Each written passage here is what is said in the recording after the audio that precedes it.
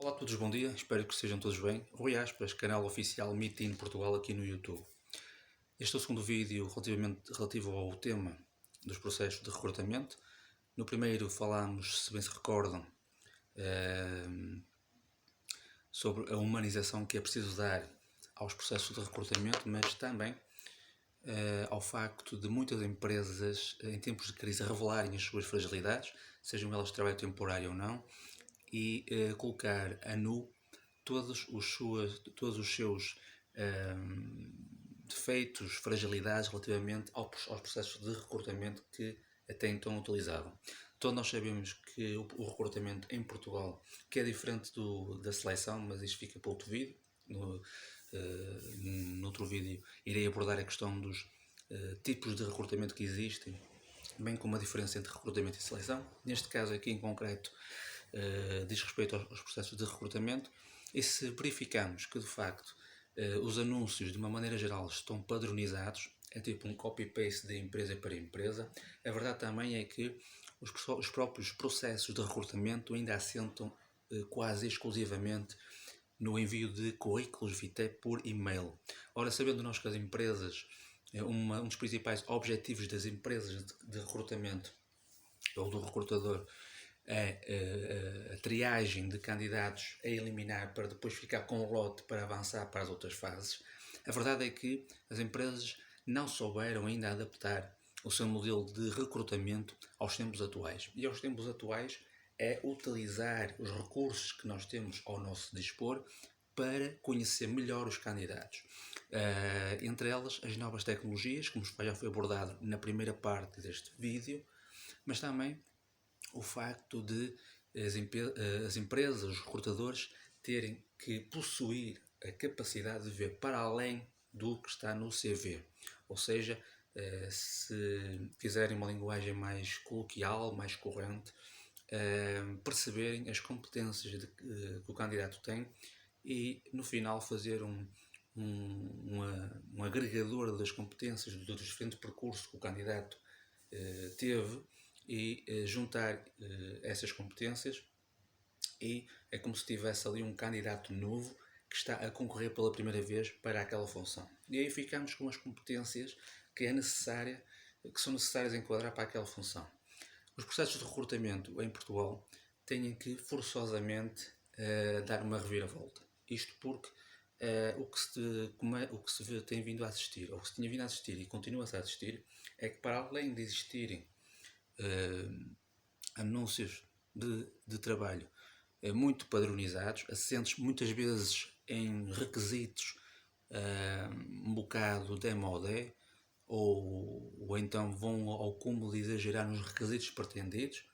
A verdade é que as novas tecnologias podem facilitar bastante a vida aos recrutadores, desde logo porque os recrutadores podem optar por fazer uma pré-entrevista com os candidatos selecionados e através dessa entrevista pode ser feita por videoconferência, através das diferentes plataformas tecnológicas que existem ao dispor do recrutador, perceber melhor também as motivações do candidato. É certo que não tem o mesmo impacto que uma entrevista presencial, porque estamos ali cara a cara, mas a videoconferência vai, no fundo, dar uma ideia subjetiva e objetiva ao recrutador da personalidade e do feitio do candidato. Muito bem. Nos processos de recrutamento também, uma questão relativamente a este tema tem a ver com o próprio feedback. Enfim, embora ele não seja de caráter obrigatório, eu acho que ética e moralmente é por demais aceitável que o candidato tenha um feedback, quanto mais não seja, enfim, uma resposta um bocadinho desumanizada, mas nem que seja uma resposta automática à sua candidatura. E o que se verifica é que as empresas continuam, para além de continuarem a basear o seu processo de recrutamento na recepção de currículos via e-mail, continuam muitas delas a não responder aos candidatos, a não dar feedback, continuam muitas delas, por exemplo, e acho que seria de bom tom enaltecer os prós e os contras da candidatura daquela pessoa e o porquê de não ter sido aceito ou o porquê de passar à próxima fase, para que deste lado o candidato possa melhorar os aspectos que têm a melhorar e reforçar os aspectos que já estão melhorados. Isso dá uma outra perspectiva ao candidato por parte da empresa, quer tenha ficado, quer não tenha ficado, para em processos de recrutamento futuros o candidato já ir melhor preparado também. Eu acho que também falta esse ponta de pedagogia por parte das empresas, sejam elas de trabalho temporário ou não, mas principalmente as de trabalho temporário, que são as que predominam como intermediários no setor do recrutamento externo. E o recrutamento externo só avança quando a empresa dentro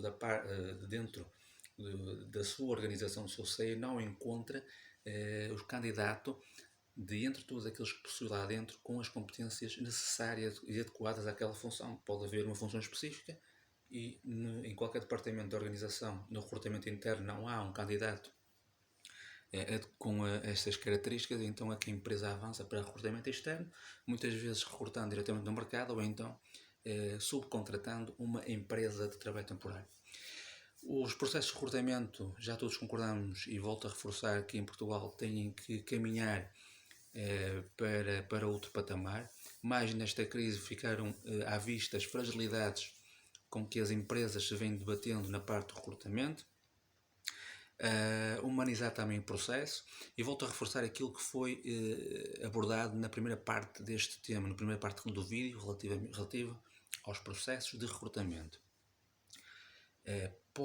As empresas podem, não só neste tempo de crise, mas podem perfeitamente aqui para a frente também eliminar muitas das etapas que tornam o processo de recrutamento todo ele, para além de moroso, muito burocrático. São muitas etapas que ocorrem no processo de recrutamento e seleção e que tornam muitas vezes o próprio recrutamento algo que devia ser feito com mais eficácia e eficiência num processo muito moroso. E portanto, bastava 3 etapas, ou 4 se quisermos, relativamente a este tema, para que as empresas, os candidatos, pudessem agilizar e otimizar também o seu tempo e recursos na ótica de chegarem a um consenso, chegarem a um ponto de equilíbrio que, por certo, iria poupar, como já disse, tempo e dinheiro a ambas as partes. Desde logo a filtragem dos currículos que pode ser feito, pode ser enviado por CV, por e-mail, mas também por vídeo, por exemplo, ter essa alternativa. Depois, enfim, fazer uma pré-entrevista por videoconferência, caso depois também haja essa necessidade de avançar para a entrevista presencial e fechar ali logo o processo com a decisão final. Estamos a falar aqui de 4 etapas que à partida parecem complicadas, mas que bem trabalhadas e com uma estratégia bem definida por parte dos recrutadores iria facilitar muito não só o trabalho à própria pessoa que está a recrutar, mas também ao candidato que se está a candidatar para determinada função. Espero que se tenham ficado elucidados sobre este tema, que é um tema que também ao qual irei voltar mais daqui a algum tempo, porque é um tema que existe também uma reflexão sobre as diferentes matérias dentro deste setor dos RH. De qualquer das formas, alguma questão que tenham ou dúvida, podem sempre enviar-me e-mail para ruiaspas@gmail.com e terei todo o gosto em responder. Não prometo que seja de imediato, mas uma coisa é certa, posso demorar a responder, mas respondo e faço com a maior brevidade como for possível. No próximo vídeo fica já lançado o tema, vou focar os tipos de recrutamento existentes e qual é a diferença entre recrutamento e seleção. Há uma grande confusão no mercado. Recrutamento é uma coisa, seleção é outra.